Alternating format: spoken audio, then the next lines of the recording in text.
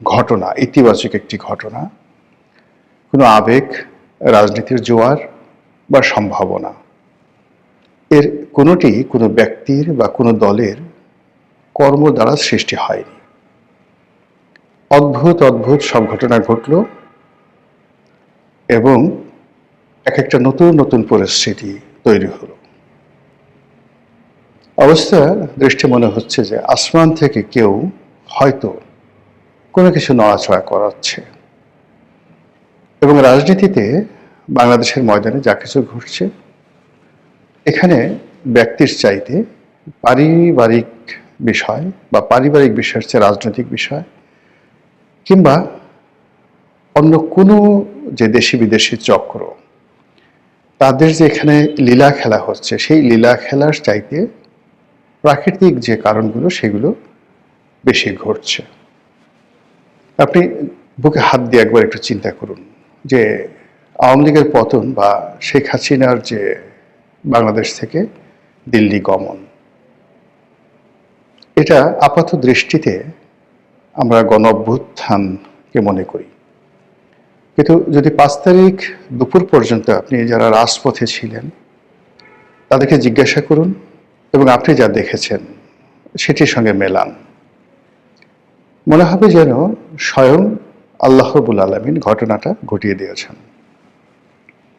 এখন এই ঘটনা কি আলটিমেটলি জনতার পক্ষে যাবে, নাকি ঘুরে ফিরে আবার আওয়ামী লীগের পক্ষে যাবে, নাকি বিএনপির পক্ষে যাবে, নাকি যে ইসলামিক দলগুলো জামাতের নেতৃত্বে ঐক্যবদ্ধ হওয়ার চেষ্টা করে যাচ্ছে টিল নাও, আজকের দিন পর্যন্ত, সেখানে জামাতের মাধ্যমে একটি নতুন রাজনীতির ইতিহাস রচিত হবে, এটা আমরা বলতে পারছি না। কেন বলতে পারছি না? প্রায় প্রতিদিনই একটার পর একটা ঘটনা ঘটে যাচ্ছে এবং গতকালকের ঘটনার ফলে আজকে যে পরিবেশ এবং পরিস্থিতি তৈরি হচ্ছে, এটি মুহূর্তের মধ্যে উল্টে যাচ্ছে। যেমন ধরুন, আগস্ট মাসের 5 তারিখে ডক্টর মোহাম্মদ ইউনূস তখনও দেশের বাইরে, তো ওনার কপালে যে রাজটিকা আছে আমরা এটা জানতাম না। আবার উনি যাদেরকে মনোনয়ন দিয়েছেন, যাদেরকে উপদেষ্টা বানিয়েছেন, এ সকল মানুষদের কপালে যে রাজটিকা ছিল তা আমরা কেউ কল্পনা করতে পারিনি। যেমন ধরুন, ছাত্রদের মধ্য থেকে 2 জন উপদেষ্টা হলেন,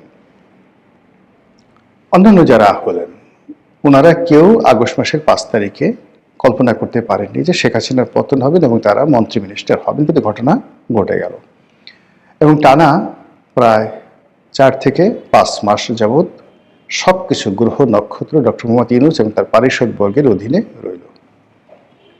এরপর সৌভাগ্যের যে চাকা, এটি জামাতের পক্ষে চলে গেল 2025 সনের জানুয়ারি থেকে। স্কুল, কলেজ, মাদ্রাসা, পথ ঘাট, মাঠ, শিক্ষালয় থেকে শুরু করে সব জায়গাতে শুধু জামাত এবং জামাত, এবং এটির 2টো অংশ। প্রথম অংশ হলো এনসিপি আর নেপথ্যে জামাত।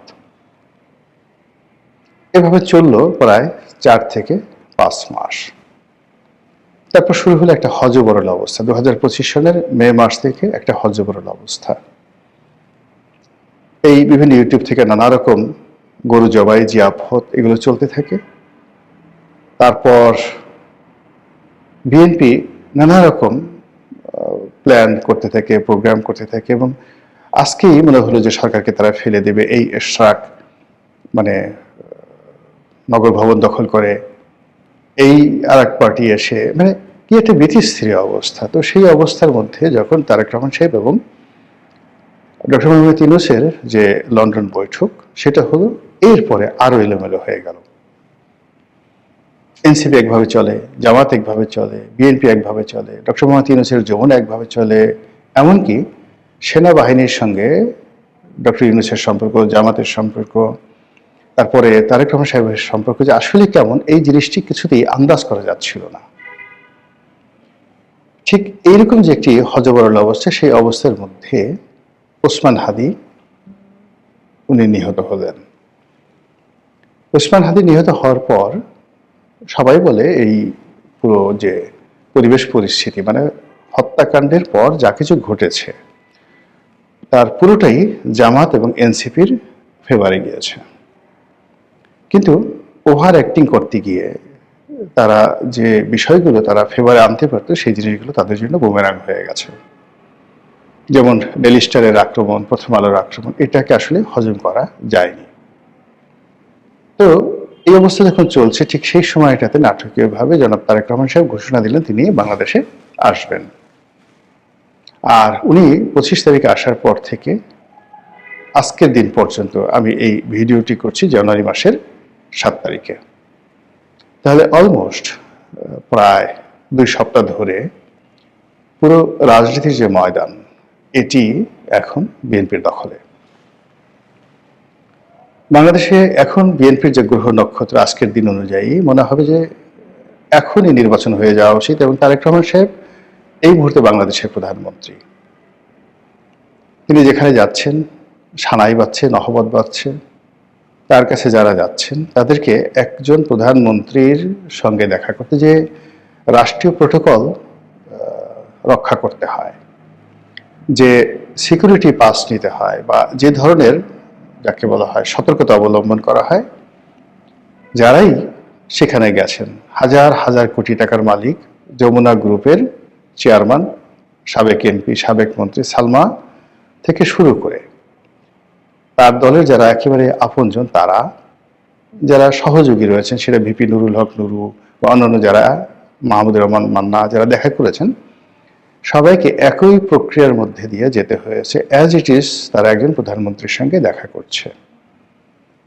এই যখন চলছে তখন সারা বাংলাদেশের কিছু কিছু এলাকাতে কিছু বিচ্ছিন্ন ঘটনা ঘটে যাচ্ছে। বিচ্ছিন্ন বললাম এই কারণে যে স্বয়ং বিএনপি নেতা জনাব সালাউদ্দিন আহমেদ তিনি বলেছেন যে কাউরান বাজারে যে স্বেচ্ছাসেবক দলের একজন নেতা গুলিবিদ্ধ হয়ে মারা গেছেন, এটি বিচ্ছিন্ন কোনো ঘটনা, এর সঙ্গে কোনো চক্রান্ত জড়িত নেই। কিন্তু বিএনপি নেতারা এটা মানতে রাজি নন। অন্যদিকে জনাব উসমান হাদির যে হত্যাকাণ্ড সেটিকে কেন্দ্র করে একটি চার্জশিট দেওয়া হয়েছে এবং সেই চার্জশিটে যে সকল ব্যক্তিকে আসামি করা হয়েছে এবং যে কাহিনী, যে ঘটনা সেখানে বর্ণনা করা হয়েছে, এতে করে উসমান হাদির পরিবার আরো বেশি বিক্ষুব্ধ হয়ে পড়েছে এবং তার যে সংগঠন ইনকলাব মঞ্চ, তারা কোনো অবস্থাতেই এই চার্জশিটের বয়ান মানতে পারছেন না। তারপর চট্টগ্রামের যে একটি এলাকা রয়েছে ফটিকছড়ি, রাউজান, এই এলাকাগুলো মূলত সালাউদ্দিন কাদের চৌধুরী পরিবারের একছত্র আধিপত্য। তো সেখানে গিয়াস কাদের চৌধুরীকে বাদ দিয়ে যাকে মনোনয়ন দেওয়া হয়েছে চট্টগ্রাম উত্তর আওয়ামী লীগ বিএনপির একজন নেতা গোলাম আকবর খন্দকার, এটাকে নিয়ে পুরো চট্টগ্রাম উত্তাল। তার প্রেক্ষিতে হোক বা অন্য যে কোনো কারণে হোক, সেখানে এই রাউজান, ফটিকছড়ি, এই বিস্তীর্ণ এলাকাতে যেখানে চৌধুরী পরিবারের আধিপত্য রয়েছে, এই জায়গাটিতে একজন নেতা খুন হয়েছেন।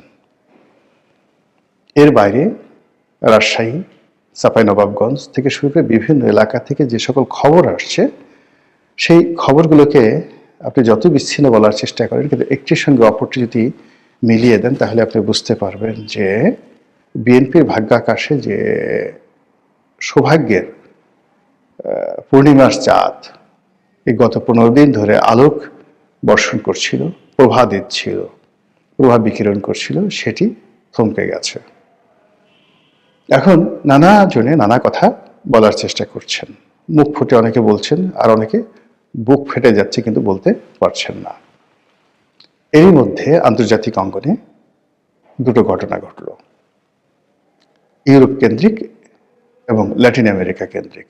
ইউরোপে অ্যান্টার্কটিকার মতো করে একটি বরফ আচ্ছাদিত অঞ্চল রয়েছে, গ্রিনল্যান্ড, যেটি ডেনমার্কের সম্পত্তি দীর্ঘদিন ধরে, এবং এটার সঙ্গে ইউরোপের যাকে বলা হয় একটা প্রেস্টিজ জড়িত, পুরো ইউরোপের, শুধু এটা ডেনমার্কের সম্পত্তি না। এখন এটা ডোনাল্ড ট্রাম্প দখল করতে চাচ্ছেন, এটা নিয়ে ইউরোপের সঙ্গে তার বাকবিতণ্ডা। এরপর ল্যাটিন আমেরিকাতে যদি যান বা দক্ষিণ আমেরিকাতে যদি যান, সেখানে ভেনেজুয়েলার প্রেসিডেন্টকে ধরে আনার পর মার্কিন যুক্তরাষ্ট্রে যা কিছু হচ্ছে, যুক্তরাষ্ট্রের বাইরে যা কিছু হচ্ছে এবং পুরো ল্যাটিন আমেরিকাতে যা কিছু হচ্ছে, ব্রাজিল থেকে শুরু করে বড় বড় দেশগুলো যেভাবে আমেরিকার সাম্রাজ্যবাদের বিরুদ্ধে ফুঁসে উঠেছে, অবস্থা দৃষ্টে মনে হচ্ছে যে মাদুরোর বিষয়ে যুক্তরাষ্ট্রকে এটা সমঝোতায় যেতে হবে এবং তাকে পিছু হটতে হবে। আর এই মাদুরোর এই ঘটনার সঙ্গে সঙ্গে মিস্টার ডোনাল্ড ট্রাম্প নতুন করে ভারতের উপর খড়গ স্থাপন করেছেন। গত 1 বছর ধরে ভারতের সাথে সম্পর্ক স্থাপন, পুনঃস্থাপন, সম্পর্ক নষ্ট, এগুলি নিয়ে নানা রকম নাটক হয়েছে। সেই নাটকের প্রেক্ষিতে ডোনাল্ড ট্রাম্পও চেষ্টা করেছেন, মিস্টার নরেন্দ্র মোদীও চেষ্টা করেছেন, কিন্তু শেষ অবধি হয়নি। এর কারণ হলো স্বার্থের যে বিষয়টি, এটি উভয় পক্ষের জন্য জীবন মরণ সমস্যা। ভারতের অর্থনীতি এখন যেভাবে রাশিয়ান তেলের উপরে নির্ভর করছে, আমেরিকার দাবি মতো কোনো অবস্থাতেই তারা রাশিয়ার তেল কেনা বন্ধ করতে পারে না। আবার অন্যদিকে রাশিয়ার সঙ্গে ভারতের যে সম্পর্কটি রয়েছে, এই সম্পর্কটির মধ্যে যদি একটা বিচ্ছেদ ঘটানো না যায়, এটি আমেরিকার পক্ষে হজম করা কোনো অবস্থাতেই সম্ভব নয়।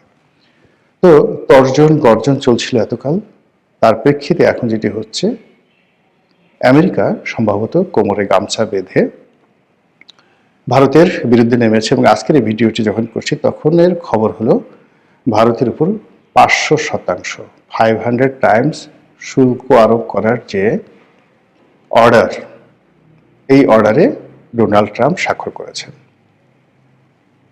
কাজেই ভারত এবং আমেরিকার যে সম্পর্ক নষ্ট হয়ে গেল দিল্লির সাথে, এখন সঙ্গত কারণেই বাংলাদেশ দিল্লির পরিবর্তে ঢাকা, দিল্লির পরিবর্তে ইসলামাবাদ আমেরিকার জন্য একটা সেফ, যাকে বলা হয় টার্নিং পয়েন্ট হয়ে যাবে। আর সেফ টার্নিং পয়েন্ট যদি হয়, সেক্ষেত্রে এই গত 15 দিনে বিএনপির যে রমরমে অবস্থা, এর পেছনে আমেরিকার গুডউইল না ভারতের গুডউইল, আমেরিকার বেস্ট উইশেস না ভারতের বেস্ট উইশেস, আমেরিকার গ্রিন সিগন্যাল না ভারতের গ্রিন সিগন্যাল, এটা আপনারা বুঝে নেন। আর সেক্ষেত্রে যেটি হচ্ছে, যদি বিএনপির সঙ্গে আমেরিকার গ্রিন সিগন্যাল থাকে, সেক্ষেত্রে ভারত তার শত্রু হয়ে যাবে এবং ভারত ডক্টর মোহাম্মদ ইউনূসকে কাছে টেনে নেবে। আবার যদি ভারতের সঙ্গে বিএনপির কোনো দফারফা হয়ে থাকে, সেক্ষেত্রে আমেরিকা এই ডক্টর মোহাম্মদ ইউনূসকে আবার তারা কাছে টেনে নেবে। এরই কিছু আলামত আমরা দেখতে পাচ্ছি। মার্কিন যুক্তরাষ্ট্রেও এবং কাতার এবং ডক্টর মোহাম্মদ ইউনূস সরকারের কতিপয় কর্মকর্তাদের ঘন ঘন বৈঠক ঢাকাতে, ওয়াশিংটনে এবং কাতারের রাজধানী দোহাতে। এবং আপনারা জানেন যে ডক্টর মোহাম্মদ ইউনূসের নিজেরও একটা হিউজ মার্কিন লবি আছে এবং একই সঙ্গে তার যে নিরাপত্তা উপদেষ্টা ডক্টর খলিলুর রহমান, তিনিও মার্কিন যুক্তরাষ্ট্রের যে লবিস্ট গ্রুপগুলো রয়েছে তাদের সঙ্গে তার একটা দীর্ঘদিনের সম্পর্ক রয়েছে। তারই প্রেক্ষিতে এই যে গত 2 সপ্তাহ ধরে যা কিছু বাংলাদেশের ভিতরে হচ্ছে এবং বাইরে হচ্ছে, তাতে করে ডক্টর মোহাম্মদ ইউনূসের সেই 2024 সনের যে সৌভাগ্যের তারকা বা নক্ষত্র বা স্টার, সেই বৃহস্পতিটি যদি আবার এই 2026 সনের জানুয়ারি মাসে এসে তার কপালের উপর টিপ দিয়ে যায়, অন্য সবাই আশ্চর্য হলেও আমি আশ্চর্য হব না।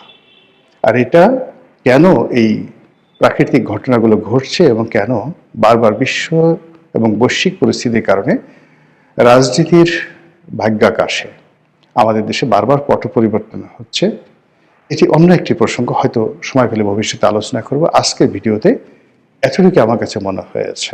মহান আল্লাহ আমাদের সবাইকে হেদায়েত দান করুন এবং হেফাজত করুন। আসসালামু আলাইকুম ওয়া রাহমাতুল্লাহি ওয়া বারাকাতুহু।